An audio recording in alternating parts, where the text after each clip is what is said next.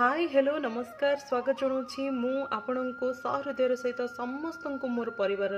एक नुआ वीडियो नहीं कि जो थी कि आपण कहीपर यह एक रोमांटिक स्टोरी हो कि कौन सी गोटे सुंदर मजबूत रिलेशनशिप बनैबार एक छोट कहानी गोटे कथा कहबे जीवन रे ना सबु संपर्क भली स्वामी और स्त्री रो संपर्क मध्य बहुत सुंदर होता है। जे कौन सी संपर्क को भी आमे निजे चाहिए ही ताको सुंदर बनई परिबा किए आमर संपर्क को भांगिबा पई केबे भी चेष्टा कले मध्य सेते बेला जाई सही संपर्कटी भांगी न थाए जेते बेला पर्यंत आमे निजे न चाहिए आमर निजर इच्छा शक्ति केतिकी अच्छी से संपर्क प्रति ताहा सबु क्षेत्र रे डिपेंड करि थाए। तो देखो गोटे साधारण भाव में आम जदि कहवा गोटे सिंपली हजबैंड वाइफ रिलेशनशिप भितर मोर जी अनुभूति अच्छी मुझे जानी से अनुसार जदि मुझे कहबी तो टिके खुशी रहिबा दरकार आ परस्पर प्रति सामान्य बुझावना रहिबा सहित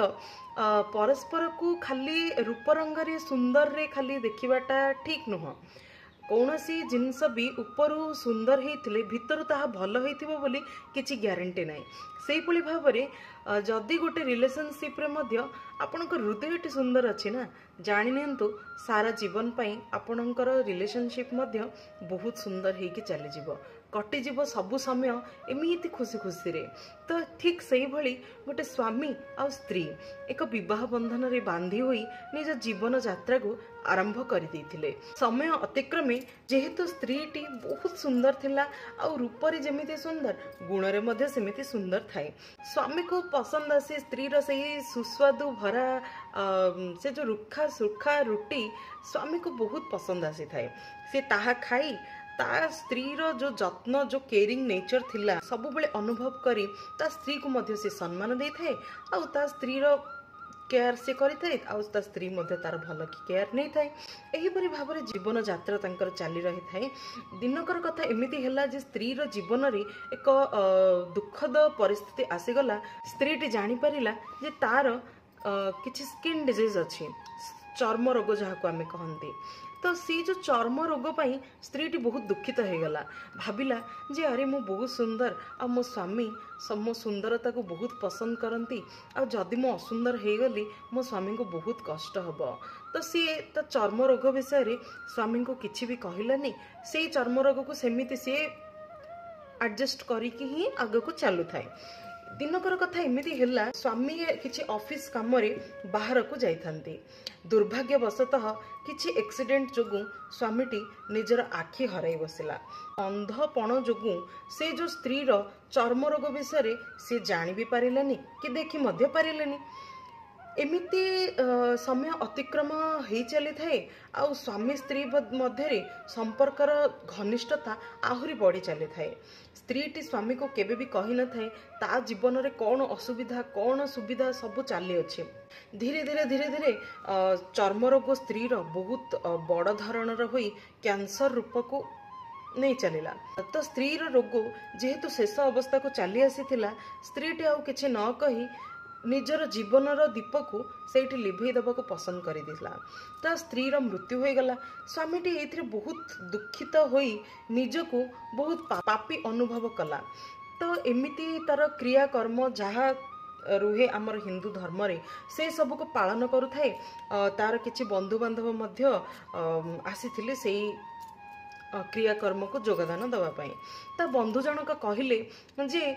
तमर तो स्त्री बहुत भल थिले केमिति एबे चलिबो तांको बिना तुमे जदि एबे तांके स्थानते अंधर लौड़ी भली तमे मध्य तांको सहारा रे आजी किछि रास्ता किछि बाट जीवनर चली परिथांत। बहुत दुख लगुच सांग तमर ए अवस्था को देखी। स्वामीटी हसिला आ कहिला जे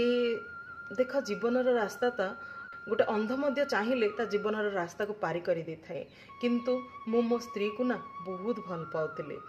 से जो सांगटे थिले से कहले जे अच्छा हाँ यह तो तुम रिलेशनशिप रु जना पड़ुछि जे तुमे तांको बहुत भल पाओ ना हाँ सांग मु ताको बहुत भल पाउथिली आ सेइथि पई मु अंध हबार अभिनय करी ता पाखरे रहुथिली जे सी सब बेले भाबुथुला जे मु तार सुंदरता को नेकी ताको पसंद करूथिली ताको भल पाउथिली किंतु ना मु तार सुंदर को नेकी केबे भी ताको पसंद करिनी मु तार सुंदरता को नेकी पसंद करे